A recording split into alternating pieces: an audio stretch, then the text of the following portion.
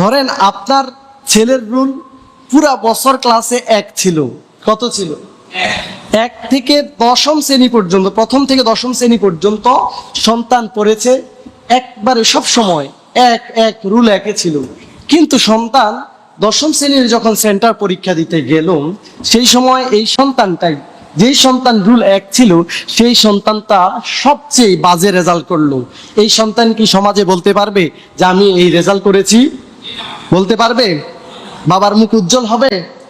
এখন বলেন, আমার আপনার জন্য আল্লাহ তাআলা শ্রেষ্ঠত্বের ঘোষণা দিয়েছে। এত অসংখ্য নবী, 1,24,000 মতন্তর 2,24,000 নবী থাকবেন, নবীর উম্মতরা থাকবে। সেখানে কি আপনি 60 বছর জিন্দিগির 12 বছর ইবাদত করেছেন, এই সার্টিফিকেট দেখাতে পারবেন? লজ্জার বিষয় না? তা আমাদের ইবাদত ডেভেলপ হবে কিভাবে? ইবাদত কিরকম ভাবে বাড়ানো যাবে? আমরা কি সারা রাত অন্যান্য নবীর উম্মতদের মতো সারা বছর রোজা রাখতেছি না? সারা বছর কি সাদাকা করতেছি না? ইবাদতেও সারাদিন মশগুল থাকতে পারে না। তাহলে আল্লাহ তো আমাদেরকে সৃষ্টি করেছেন ইবাদতের জন্য। আল্লাযী খালাকাল মাউতা ওয়াল হায়াতা লিয়াবলুয়াকুম আইয়ুকুম আহসানু আমালা। আল্লাহ বলছেন যে আমি জীবন এবং মৃত্যু সৃষ্টি করেছি লিয়াবলুয়াকুম আইয়ুকুম আহসানু আমালা। আমি দেখতে চাই কে ভালো আমল করে, কে ভালো আমল করে। আল্লাহ চাইলেই বলতে পারতেন লিয়াবলুয়াকুম আইয়ুকুম আকসারু আমালা, আমি দেখতে চাই কে বেশি আমল করে। আল্লাহ কি চাইতেছেন? জোরে বললেন না যে ভালো আমল। কি আমল? ভালো আমল। এখন ভালো আমলটা কিভাবে হয়? ভালো আমল কিভাবে হয়? ভালো আমলটা তো আগে শিখতে হবে না? আমাদের ভালো আমল হচ্ছে, আল্লাহ রাসূল সাল্লাল্লাহু আলাইহি সাল্লামের একটা হাদিস আছে, সাদাকাতুল জারিয়া। মানুষ মৃত্যুর পরে 3টা আমল জারি থাকে। কয়টা আমল? পৃথিবীর সব আমলের দরজা একজন মানুষের মৃত্যুর সাথে সাথে শেষ হয়ে যায়, শুধু 3টা আমলের দরজা খোলা থাকে। 1 নাম্বার সাদাকাতুল জারিয়া। যদি আপনি সাদাকাতুল জারিয়া কোনো কিছু দিয়ে যাই থাকেন, একটা বৃক্ষরোপণ করলেন, একটা নিজ দায়িত্বে রাস্তা করে দিলেন, একটা আপনি ভালো ইবাদতখানা করে দিলেন, এই যে সাদাকাতুল জারিয়া, এই সাদাকাতুল জারিয়াটা আপনার জন্য আমল জারি থাকবে। কন্যা সুবহানাল্লাহ। 2 নাম্বার, আল্লাহ রাসূল সাল্লাল্লাহু আলাইহি সাল্লাম বলছেন ওয়া ইলমুন ইউনতাফাউ বিহি। ওই ইলম, যে ইলম দ্বারা জাতি উপকৃত হয়েছে, ওই জ্ঞান, যে জ্ঞান দ্বারা কোনো আমল প্রতিষ্ঠিত হয়েছে, ওই ইলম, যে ইলম দ্বারা কোনো অন্যায় বিনির্মূল হয়েছে, ওই জ্ঞান, যে জ্ঞান দ্বারা আল্লাহর কোনো হুকুম একেবারে স্থায়িত্বভাবে প্রতিষ্ঠিত হয়েছে, এই আমলটা জারি থাকে। আর 3 নাম্বার, আল্লাহর নবী বলেন যদি কোনো নেককার পুত্র সন্তান রেখে যাওয়া যায় বা সন্তান রেখে যাওয়া যায়, তারা ইবাদত করবে আর দোয়া করবে, এর সওয়াব আল্লাহর রাব্বুল আলামিন তার আমলনামায় পৌঁছে দিবেন। কন্যা সুবহানাল্লাহ। তাহলে আমরা ফোকাসে রাখি, প্রথমটা সাদাকাতুল জারিয়া। সাদাকাতুল জারিয়া, আপনি একটা গাছ রোপণ করলেন। আল্লাহ রাসূল সাল্লাল্লাহু আলাইহি ওয়াসাল্লাম একটি বিখ্যাত হাদিস রয়েছে, আল্লাহ রাসূল বলেন যদি কিয়ামত প্রতিষ্ঠিত হতে যাচ্ছে, কায়মুল কিয়ামত, কিয়ামত শুরু হয়ে গিয়েছে, এমন তো অবস্থায় যদি তোমার হাতে একটি বৃক্ষের চারা থাকে, ওই চারাটা তুমি রোপণ করে দাও। সুবহানাল্লাহ। কিয়ামতের সময় মানুষের হুঁশ থাকবে না, কিন্তু আল্লাহ রাসূল এটা বলার কারণ কি? বৃক্ষরোপণে মানুষকে উৎসাহিত করে দেওয়া। গাছ আমাদের বন্ধু, এটাই তো। এই যে সাদাকাতুল জারিয়া, গাছটা রোপণ করলেন, এই গাছ হয়তো এখন ছায়া দিবে না, হয়তো এখন ফল দিবে না, হয়তো বা ভালো পরিমাণে অক্সিজেন তৈরি করবে না, কিন্তু যখন এই গাছটা ধীরে ধীরে বড় হবে, এমনও হতে পারে কোনো পিপাসাক্ত মানুষ রৌদ্র উত্তপ্ত তাপ থেকে এসে সে বৃক্ষের এই ছায়াতলে ছায়া নেবে। হতে পারে কি পারে না? এমনও হতে পারে যার জীবনে এই ফল সে খায় নাই, কিনে খাওয়ার সামর্থ্য নাই, রাস্তার ধারে দিয়ে যাচ্ছে, এমন তো অবস্থায় একটা ফল পড়েছে, সে কুড়িয়ে খেলে এর সওয়াব আছে না নাই? এবার আসুন এলেম, যে এলমের কথা আল্লাহ রাসূল সাল্লাল্লাহু আলাইহি সাল্লাম বলছেন, এটাই হচ্ছে আজকের ফোকাসের বিষয়, গুরুত্বপূর্ণ। এটা একটু খেয়াল করে মনোযোগ দিয়ে শুনবেন। এলেম মানে আপনার ওই জ্ঞান যেটা দিয়ে আপনি আমলকে স্থায়িত্ব দান করবেন, আমলকে প্রতিষ্ঠিত করবেন সমাজের মধ্যে, যে আমলটা আপনি চলে যাওয়ার পরও অনন্ত দিন চলতে থাকবে। এখন আপনার এই মেধা দিয়ে যদি সমাজ সংস্কারের উন্নতি হয়, সমাজে ভালো কিছু আসে, আপনি না থাকতে পারেন, এই আমলটা যতদিন জারি থাকবে আপনার আমলনামায় সওয়াব আল্লাহ দিতে পারে কি পারে না? এটা কেমন হতে পারে? ধরেন সমাজের মধ্যে অশ্লীলতা, বেহায়াপনা আছে, মাদক আছে, ইভেন এখন যেটা নাই সেটাই বলতেছি, বিবাহতে অথবা আকিকাতে গান বাজনা, মেয়ে আনে নাচানো, এটা হয়তো এখন নাই, আমাদের গ্রামও নাই, আলহামদুলিল্লাহ। আলহামদুলিল্লাহ বলেন।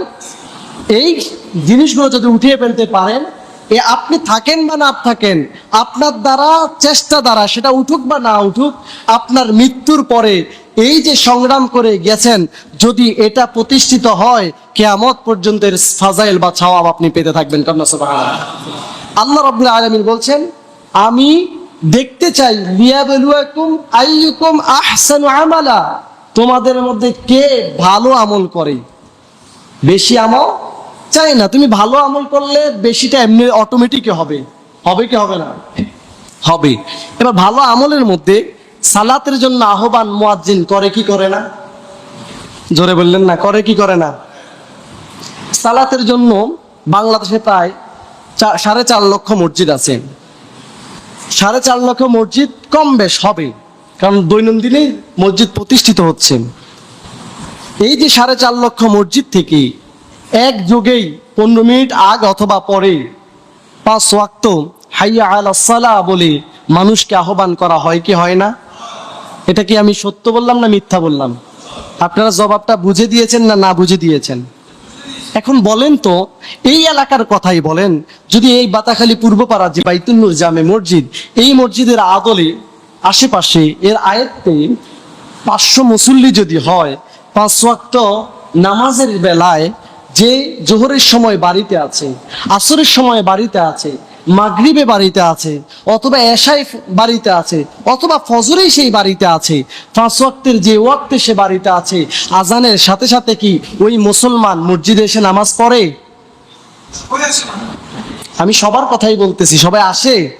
কেন আসে না? সালাত কি আল্লাহর বিধান নয়? সালাত করার জন্য আল্লাহ রাসূল আদেশ দেন নাই? আল্লাহ রাসূল এভাবে বলেছেন যে সালাত হচ্ছে মুমিন এবং কাফেরের মধ্যে পার্থক্যকারী। এই কথাটা নতুন শুনছেন না আগেও শুনেছেন? হ্যাঁ। আবার অন্য হাদিসে বলছে যে মান তারাকা সালাতা মুতাআম্মিদান ফাকাদ কাফারা, যদি সালাত ত্যাগ করে তবে সে কাফের হয়ে যায়। এটা আপনারা শুনছেন কি শুনেন নাই? এখন যদি শোনেন, এই যে প্রতিষ্ঠিত করা, লিয়াবলুয়াকুম আইয়ুকুম আহসানু আমাল, আপনি কম করেন কিন্তু প্রতিষ্ঠিত করেন, একটা আমল প্রতিষ্ঠিত করেন। আপনি সালাতের জন্য যেভাবে ডাকা হয় 5 ওয়াক্ত, আচ্ছা বলেন তো, মারামারির জন্য 5 ওয়াক্ত এভাবে ডাকা হয়? হ্যাঁ। গান বাজনার জন্য ডাকা হয়, গীবত শিকায়েত করার জন্য ডাকা হয়। গীবত কি মানুষ করে না? শরীয়তে জায়েজ না না জায়েজ? না জায়েজ। তাহলে এটার জন্য ডাকা হয় না, কিন্তু মানুষ করে। আল্লাহর বিধান ফরজ হচ্ছে সালাত আদায় করা 5 ওয়াক্ত, কিন্তু মানুষ যে আসতেছে না, আপনার আমার ভূমিকা সেখানে কি?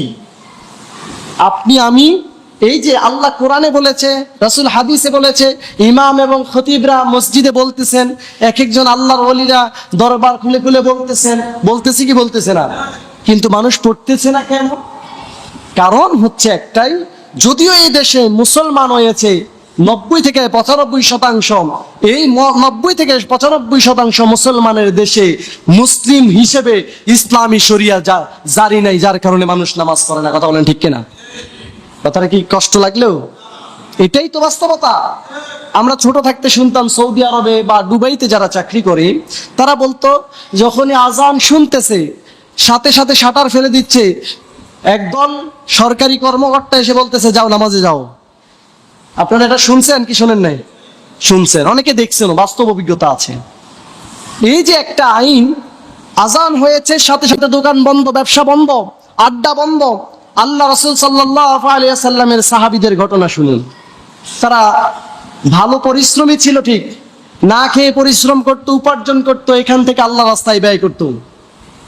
সাহাবা আজমাইনদের অবস্থা এমন ছিল, সালাতের সময় বা ওয়াক্ত হয়েছে, কাঠ কাটতে গিয়েছে বা গাছ কাটতেছে, কুড়ালটা মাথার উপরে নিয়েছে, আল্লাহু আকবার ধ্বনি শুনেছে, আর কুড়ালটা মাথার থেকে সামনে আসে নাই, পিছনে ফেলে দিয়েছে। সুবহানাল্লাহ বলবেন না? এই ঘটনা কি নতুন শুনতেছেন না আগেও শুনেছেন? আগেও শুনেছেন। দেখেন ওদের হিকমতটা কি ছিল। কুড়াল এই কোপ দিলে কি শেষ হয়ে যেত? ওয়াক্ত শেষ হতো না, কিন্তু তারা প্রায়োরিটি দিত এটাই, আমরা মানি আল্লাহু আকবার, প্রতিধ্বনি মানে হচ্ছে আল্লাহ বড়, আর আল্লাহর হুকুম যেইতে এসে গেছে, আল্লাহর দিকে আহ্বান করা হচ্ছে, দুনিয়ার কোনো কাজকে আর প্রাধান্য দেওয়া হবে না, এখন আমার কাজ হচ্ছে সালাতে যাওয়া। এই জন্যই তারা সালাতে যেতেন। একই নামাজ, একই কোরআনের বিধান দিয়ে তো আমাদের উপরে ফরজ, নাকি অন্য কিছু? একই তো, কিন্তু আমাদের ভিতরে স্পিড নাই কেন?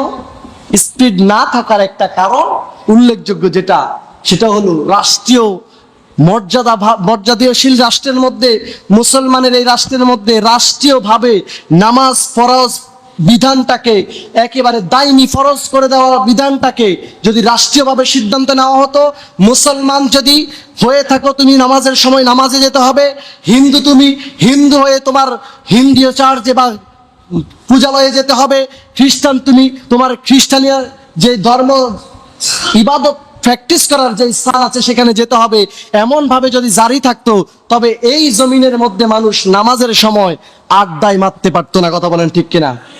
এখন আপনি বলেন, পুরা দেশ বা শুধু আপনার গ্রাম নিয়ে, আপনার সমাজ নিয়ে, আপনার পরিবার নিয়ে আপনি ভাবুন, কতদিন আপনি নামাজের জন্য একেবারে কম্বল চারি করেছেন। আপনি পরিবারের প্রধান, আমার সন্তানেরা শোনো, আমার স্ত্রী শোনো, যদি তুমি সালাত না পড়ো তুমি আমার ঘরে থাকতে পারবে না, যদি তুমি সালাত না পড়ো আমাকে পিতা হিসেবে দাবি করতে পারবে না। ও আমার বিবি, তুমি যদি সালাত না পড়ো, সালাত যেই তো মুমিন এবং কাফেরের মধ্যে পার্থক্য করে দেয়, তুমি আল্লাহর হুকুমকে বারবার তরক করার কারণে তুমি আর মুমিন নয়, তার মানে তুমি আমার বিবাহের বন্ধনেও থাকতে পারবে, এমন সিদ্ধান্ত নিতে পেরেছেন যারা সমাজের প্রতিনিধি আছেন? আপনি কি পেরেছেন আপনার সমাজের প্রত্যেকটা সদস্যকে এমনি ভাবে বলতে যে তুমি যদি সালাত না আদায় করো তোমার জন্য আমি সামাজিকভাবে এমন দণ্ডবিধি তৈরি করব যা শরীয়তে জায়েজ রয়েছে? আপনি যে মাযহাব হন, যে হাদিস যদি মেনে থাকেন, যে তরিকারই হন না কেন, আপনি তো দিন শেষে রাসূলের উম্মত। উম্মত কি উম্মত নয়? আমরা রাসূলের উম্মত নয়? তাহলে যে রাসূল নামাজের জন্য এত কষ্ট করেছেন, সেই রাসূলের